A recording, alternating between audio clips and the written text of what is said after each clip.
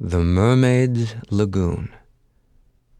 The silver moonlight fills our sails, and the west wind lends her powers, till we anchor at last off a little isle, which, just for tonight, is ours.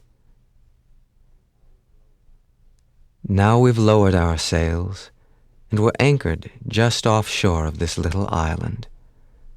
Down below deck, someone's been cooking up some fresh food, and the smell of it rising up is wonderful on this sea breeze. You can hear the seabirds and the soft sound of the waves against the hull of our boat. We'll stay here the rest of the afternoon and all through the night. But first things first, we need to refill our water supply, so let's get into our little rowboat and bring our water containers and find a stream of fresh water. Then we can fill the containers. But don't worry, I'll do the hard work. I'll row. Here we go. Slowly and quietly we glide across the waves, and we row around the island, hoping to find a stream that will flow out to the edge. Oh, I see that stream over there. But it's such a beautiful island, and it's such a beautiful day. Let's keep going a little longer, all right? Then we come around a curve in the coastline. Look up ahead. There's a little cove there, a tiny harbor, where the land pulls back in almost a perfect letter U shape, and the sea washes in and out. Falling down there from the rocks above is a waterfall. The water sparkles and dances in the clear sunlight, and we both feel somehow that we have come to the right place. What a wonderful adventure this is. Why, you might even be the first person who's ever been to this island. It isn't on any of our maps. Perhaps it's never been explored.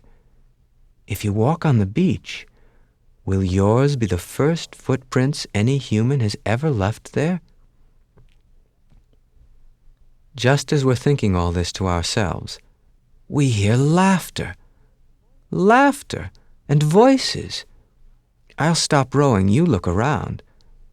And you turn to look, and you see two beautiful women swimming in the water by the foot of the waterfall. We're astonished, and look over there. A third one is coming up from under the waves. We sit motionless. So surprised are we to see three such creatures in this place. They move through the water so gracefully, and they laugh and call to one another with such a natural ease. They seem to belong to this place, to this unnamed lagoon on this uncharted island. You can't decide what's more charming, their appearance or the sweetness of their laughter floating over the waves to your ears. You only know you don't want to move or startle them. Look, one of them is going to dive, and oh! As her head goes under, a tail appears, like the tail of a fish. These are no ordinary women. We have found a cove where the mermaids play. As we sit here in our little boat, all thoughts of our purpose of the island run from our heads like the water down the waterfall. We sit almost without breathing, watching the mermaids as they dive beneath the waves, coming up again some distance away. Now you see one of them swimming under the waterfall as it splashes down from the rocks above. You can hardly believe it, and yet here you are watching and listening from your little boat. And then finally, you shake yourself and touch me gently on my shoulder. I look down at my watch. We realize we've been here for hours, watching, although it seems moments. So sweet are they, and so full of joy. Let's not disturb them, as much as we want to slip over the side and join them. Instead, we turn our boat around and go back the way we came, and find another stream and fill the water casks there. Then we row back to our sailboat. But our heads are filled with pictures of the mermaids we have seen. And as we settle down now, back on our gently rolling sailboat, you close your eyes and listen to the sound of the waves again. Lying here now beneath the new stars and the rising moon, you can see in your mind that lagoon where the 3 graceful mermaids played their water games.